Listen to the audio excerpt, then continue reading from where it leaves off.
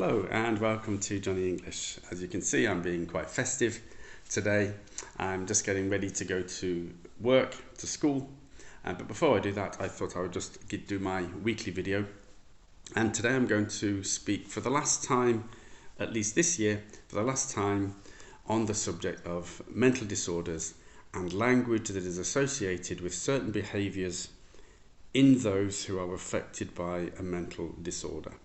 Now, many of us are affected by people who are close to us. It could be a romantic partner, it could be a family member, it could be a business partner, it could be a best friend.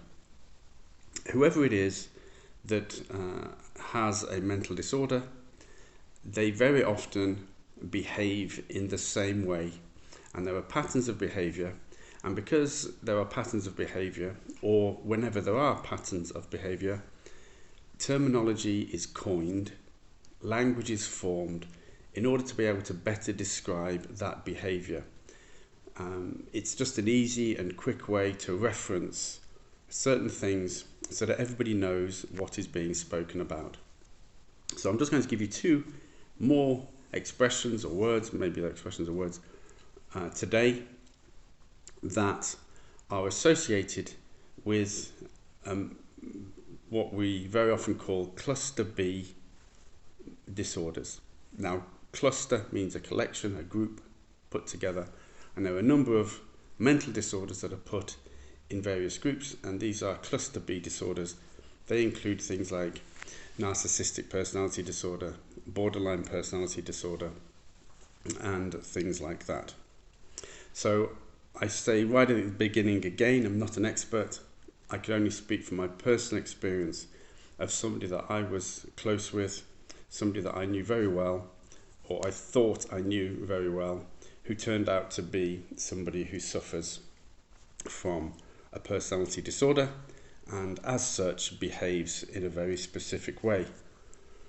So of course I did some research and I found out the language, and it's been very useful. As I've said to you a number of times already, it's been very useful because a number of my clients are in the field and they often ask me, what is this called and how do we refer to this in English? So I'm going to give you two expressions today that talk about these types of behaviours. So the first one is breadcrumbing. Breadcrumbing.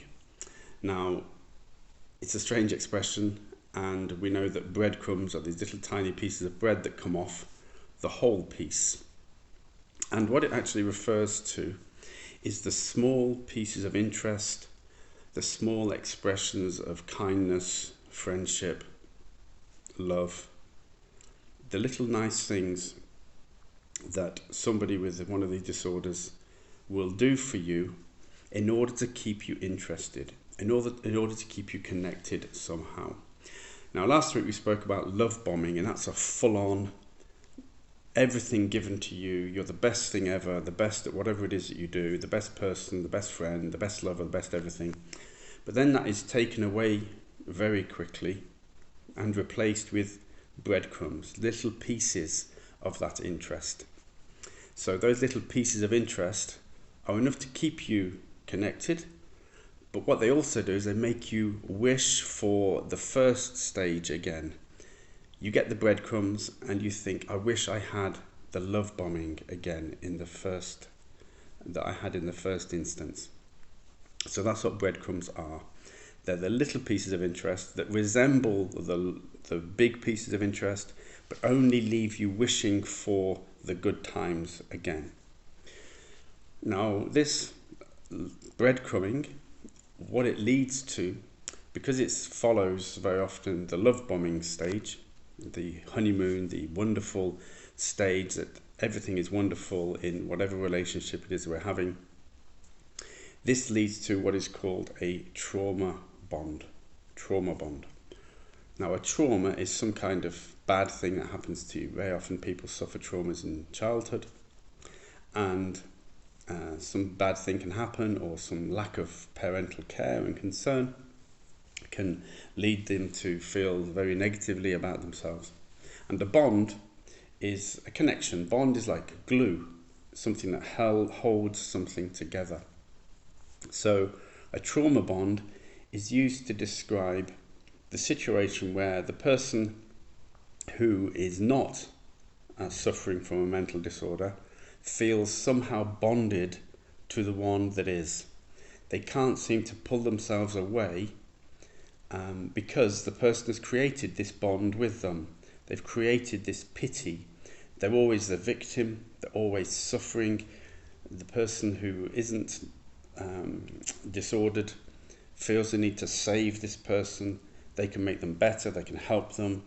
They're the one that can make everything right for this person because everything so bad has always happened for this person. So, and then because they get love bombed, they believe that this person is their ideal friend, partner, family member. They feel that they're very close, like we said last week, the closest of anybody that they're associated with. But then they pull back, they start breadcrumbing, and then it starts a backwards and forwards. Give, leave, give, leave, give, leave.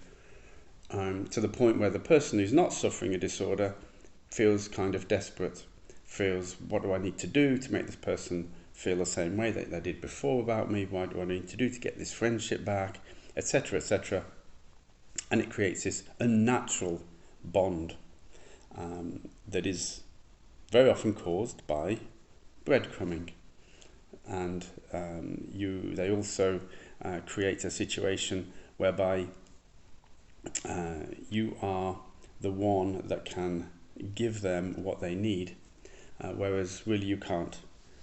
Nobody can, but they make you believe that you can, and therefore you feel this sense of duty, and it becomes a bond based on the trauma that they may have suffered, or that they make you suffer with them because they react in such an erratic, such a volatile, and such an unpredictable fashion, such as we've mentioned over the last few weeks.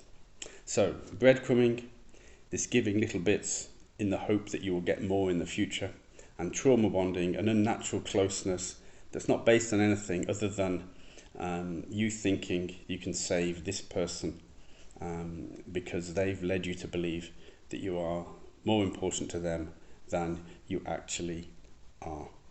So thanks for watching. Hopefully that's been helpful. Some nice language in there. Please tune in next week for the final video of the year.